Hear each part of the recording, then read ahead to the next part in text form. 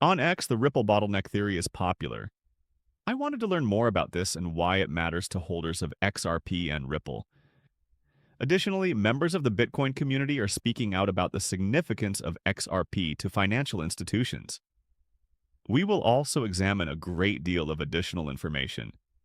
Moving post-trade settlements to the XRP ledger is known as the hidden road. How might this affect our holdings? In this video, gentlemen, we're going to go over all of that and much more.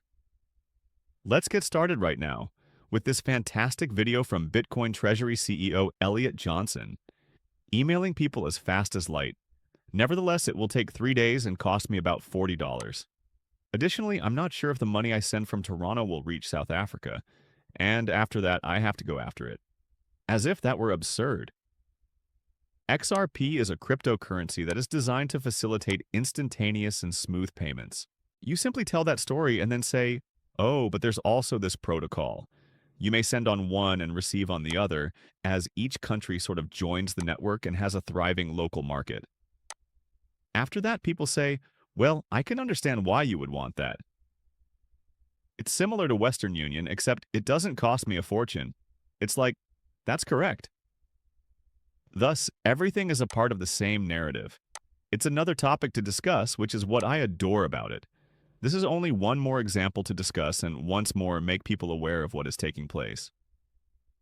This asset class is all about this. Furthermore, if you are fortunate enough to live in a developed Western country, you can disregard these advancements in digital assets because you most likely do not yet need them for yourself.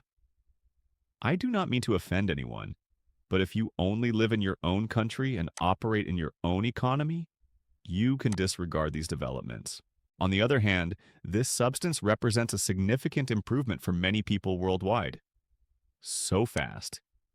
It's estimated that people spend $140 billion annually on wire transfers. Banks charge us $140 billion to transfer our own money around the globe. That comes to $1.4 trillion over a 10-year period. Furthermore, that number may be much higher because payments are only increasing in terms of the amount we send and the number of payments we actually make annually. Therefore, you can shift that value instantly by using a protocol like RippleNet and XRP to accomplish the trade. Nostro and Vostro accounts that have money stuck in them all around the world may be eliminated, right? Using the SWIFT system, you can save 80–90% of the cost. Therefore, why won't banks and other organizations take these actions? Additionally, I made a video 2 days ago in which I demonstrated the linkages between the XRP ledger and 60 real-time gross payment settlement systems using Thune's connection. I'll have Cass try to relink it either above me or in the description. I released a fairly large video on Saturday. If that piques your interest, go check it out. Let's now discuss the Ripple bottleneck theory from a digital standpoint.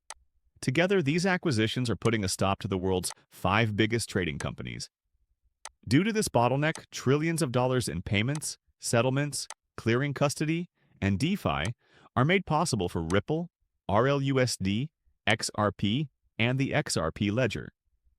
He then proceeds to list the Fed Master Account, Medico Standard Custody, and TrustRail Financial Hidden Road, G Treasury National Bank Charter. We don't really need to discuss this, Slim only, do we? Ripple may be eligible for a Slim Fed Master Account if they are unable to obtain their national bank charter. However, that won't really matter if Ripple is granted a national bank charter.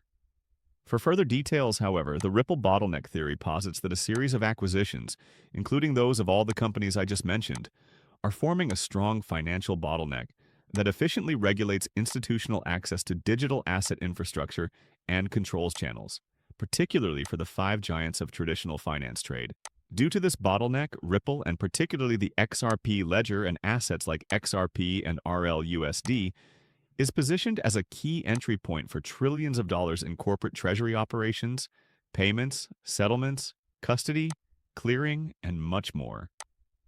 Here, acquisitions and components are the real sources of the bottleneck. In order to handle custody, payments, and settlement, Ripple has made significant acquisitions. The business treasury is yours. Even the trading 5 functions are now handled and connected through the centralized access point of Ripple's infrastructure.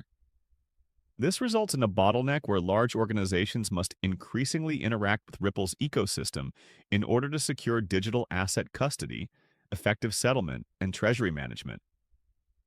As a result, many people use Ripple as their default on-off ramp, locking in institutional flows.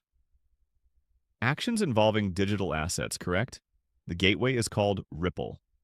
The utility is XRP.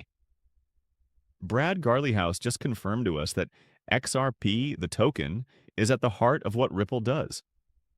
Investing in XRP is like owning a piece of the financial future, ladies and gentlemen. That's it. Here, that is what we are doing. By connecting these services to the backbone of the financial markets, such as the DTCC, SWIFT, and major banks, Ripple provides institutional-grade blockchain access together with regulatory and compliance robustness. Increasing trust in conventional institutions is also crucial when working with these organizations. What makes it beneficial for XRP then? Demand generated by utilities, network effects and improvement, and institutional integration. In order to facilitate the clearance of trillions of dollars in flows, I tweeted this by Luke Judges, which states that the secret road is moving to the XRP ledger after settlement, at minuscule amounts that are not taken into consideration by any model. Therefore, by integrating Hidden Road's post-trade operations, which usually include confirmation, clearing, and settlement, onto the XRP ledger, Ripple's acquisition of Hidden Road and the migration of post-trade settlement to the XRP ledger represent a significant shift in the institutional finance and digital asset sectors. In comparison to older systems, Ripple is bringing decades-old market infrastructure into the blockchain era, making such operations significantly faster, less expensive, and more transparent. What does it signify for the XRP ledger's post-trade settlement? Verifying transaction information, clearing and matching obligations between parties, settling the actual value transfer, updating records, and custodial agreements are all examples of post-trade settlement operations. This is what the DTCC has been showing us. There, they oversee assets worth $100 trillion. They could utilize XRP to settle now that Ripple is involved in all of this post-trade settlement. And all of the clearing and settlement that they conduct is like $3 to $4 quadrillion annually. You begin to question whether Ripple may receive 1%, 5%, 10%, or 50% of the DTCC clearing. XRP might rise hundreds or even thousands of dollars as a result of that alone. And that's what we're hoping for here, I believe. This means that all crucial processes may now take advantage of blockchain speed, efficiency, and low-cost structure thanks to the XRP ledger. Trades could be settled in 3 to 5 seconds, expenses could be reduced to a cent, and real-time auditability could be provided. Many amazing things take place. I simply thought this clip was fantastic. I do discuss how Chainlink is a crucial component for data and oracles in both legacy and blockchain systems. The Federal Reserve was the location of this. Last week, they held the conference and that meeting. I'll play this clip for you now. 1 minute and 4 seconds. I also want to show you some other things. So, like blockchains, our system has several independent nodes. Additionally, it is compatible with both private and public chains. In general, those nodes can be set up in groups for a particular network that satisfies the needs of either a public or private user. For instance, the Fed might select the nodes and operating settings for the Fed-specific Oracle network if it required the network to accomplish a particular task. And when they set up the Oracle network, they would be taking that risk. The configuration of public chains with many node operators is comparable to that of public Oracle networks. The node operators of any public chain nodes are frequently also the node operators of Chainlink Oracle networks. Many thanks.